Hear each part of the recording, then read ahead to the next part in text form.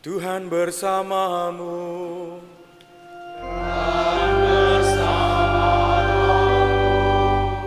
Inilah Injil suci menurut Matius.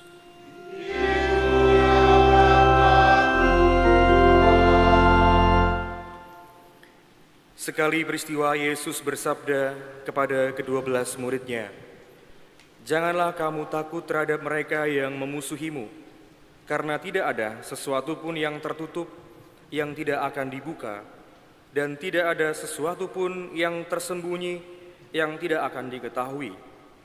Apa yang kukatakan kepadamu dalam gelap, katakanlah dalam terang, dan apa yang dibisikkan ke telingamu, beritakanlah dari atas atap rumah. Dan janganlah kamu takut kepada mereka yang hanya dapat membunuh tubuh, tetapi yang tidak berkuasa membunuh jiwa. Tetapi takutlah kepada Dia yang berkuasa membinasakan baik jiwa maupun tubuh di dalam neraka. Bukankah burung pipit dijual seduit 2 ekor? Namun tak seekor pun daripadanya akan jatuh ke bumi di luar kehendak Bapamu. Dan kamu, rambut kepalamu pun semuanya telah terhitung.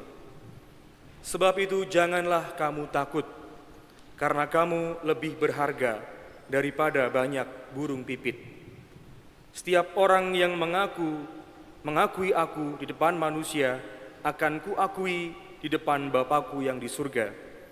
Tetapi barang siapa menyangkal aku di depan manusia, dia akan kusangkal juga di depan Bapakku yang di surga."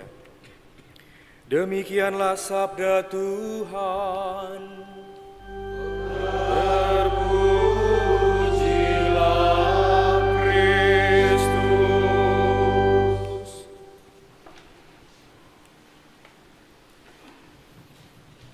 Bapak, Ibu, saudara-saudari yang terkasih, katanya sekarang ini kita hidup di zaman yang paling aman, paling maju, dan paling terhubung dalam sejarah manusia. Ya, misalnya kita bayangkan dua abad ya,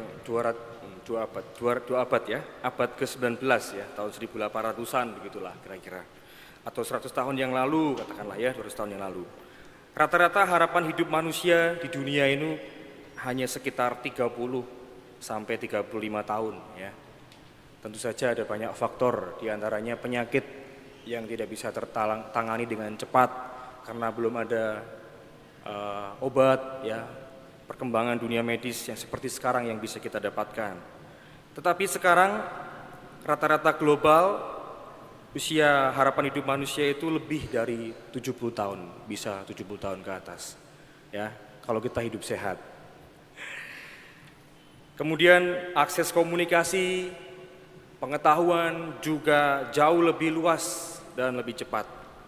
Tetapi anehnya kita juga hidup di zaman yang sangat cemas. Justru di balik kemajuan yang kita rasakan hari-hari ini juga kecemasan mengiringi kemajuan itu. Menurut data WHO ya, data-data terbaru, sekitar 359 juta orang di dunia ini hidup dengan gangguan kecemasan. 4 dari 10 orang di dunia ini menjalani hari-harinya dengan rasa khawatir. Namun jika dihitung sebagai pengalaman hidup sehari-hari, rasa cemas, takut, dan khawatir sebenarnya juga dialami oleh semua manusia ya. Tetapi saya kira kecemasan kita di zaman-zaman ini justru cukup menonjol gitu ya. Misalnya saya membayangkan seorang ayah ya, cemas dengan pendapatan yang mungkin pas-pasan ya, sementara kebutuhan naik terus, sementara tidak punya daya ya untuk mendapatkan income yang lebih misalnya. Membayangkan seorang mahasiswa ya yang takut tidak mendapat pekerjaan setelah lulus, atau para muda-mudi di sini yang takut karena tidak kunjung mendapat jodoh. Membayangkan para petani ya, hari-hari ini mungkin juga di tengah cuaca yang tidak menentu, kapan bisa panen, kapan bisa menikmati hasil panen, dan lain sebagainya. Maka kecemasan, ketakutan seperti itulah yang mungkin memenuhi hati manusia di zaman ini. Dan kepada orang-orang itu, mungkin kepada kita semua juga, Yesus mengatakan, jangan takut, kamu lebih berharga daripada banyak burung pipit. Tuhan mengatakan jangan takut. Tentu saja ini bukan berarti Tuhan tidak mengakui adanya bahaya, ya. Juga bukan berarti semua akan baik-baik saja, tapi justru Dia mengatakan ketakutan tidak boleh menjadi dasar keputusan hidup seorang murid Tuhan, ya. Ketakutan tidak boleh mendasari keputusan-keputusan yang kita buat karena kita adalah murid Tuhan. Lewat ungkapan jangan takut itu juga bukan berarti Yesus meninabobokan kita, ya, membual di depan kita seolah-olah ketakutan itu bukan bagian dari hidup kita sebagai manusia, ya. Bukan itu yang Tuhan maksudkan. Ketakutan adalah bagian dari kita semua sebagai manusia. Dan dalam porsi tertentu kita berhak untuk merasa takut, cemas, khawatir. Saudara-saudari, barangkali kita bisa melihat beberapa profesi, ya, yang selalu berhadapan dengan ketakutan nyata di depan mata, ya. Misalnya saja para tim penyelamat, ya, yang harus menyelamatkan rescue misalnya di tengah lautan atau di tengah bencana kebakaran, ya. Atau para dokter yang harus membedah tubuh manusia, gitu ya. Kita aja takut darah, ya. Lihat darah udah teriak-teriak, ya. Mereka harus mengambil keputusan dan membedah tubuh manusia.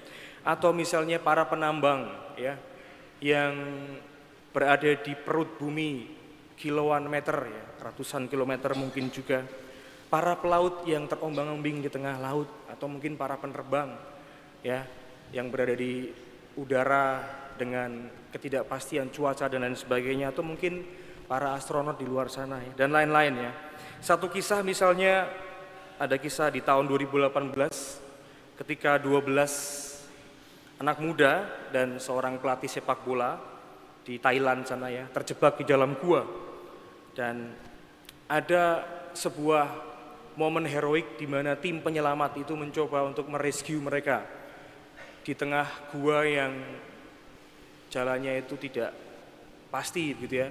Kadang menyempit, ya, kadang bisa longsor dan lain sebagainya, ya. Para penyelam itu harus masuk ke lorong-lorong gua yang sempit, gelap, dan juga kadang-kala berair. Mereka tahu bahwa satu kesalahan kecil bisa membahayakan nyawa mereka. Beberapa lorong gua bahkan mungkin terasa mustahil untuk dilalui. Dan bahkan seorang penyelam profesional kehilangan nyawanya dalam misi tersebut. Tetapi mereka toh tetap masuk, ya. Kira-kira kenapa? Karena ada anak-anak yang harus diselamatkan, ada nyawa manusia yang harus diselamatkan. Maka mereka tidak fokus pada rasa takut, tidak terlalu berpikir macam-macam soal ini, itu, dan sebagainya. Mereka fokus pada misi. Demikian pula ajakan Tuhan dalam bacaan hari ini. Para murid yang akan menghadapi penolakan, penganiayaan, ancaman, penderitaan, diingatkan oleh Tuhan supaya jangan takut. Dalam bacaan pertama kita juga mendengar Nabi Yesaya yang hadir untuk mengkritik, ya, tatanan pemerintah yang tidak adil, ya, untuk memperjuangkan keadilan orang-orang yang tertindas. Nabi Yeremia tidak takut sama sekali dengan berbagai ancaman itu karena yakin Tuhan menyertainya. Di balik ketakutan dan kecemasan yang sering kita hadapi, Tuhan mengatakan kepada kita semua, jangan fokus pada ancamannya, ya. Fokuslah pada misi yang dipercayakan oleh Tuhan kepada kita semua. Saudara-saudari, seringkali yang membuat kita lumpuh, tidak mampu bereaksi apapun, ya, hanya jatuh dalam ketakutan, bukan besarnya masalah, tetapi karena apa? Karena mata kita hanya tertuju pada masalah itu.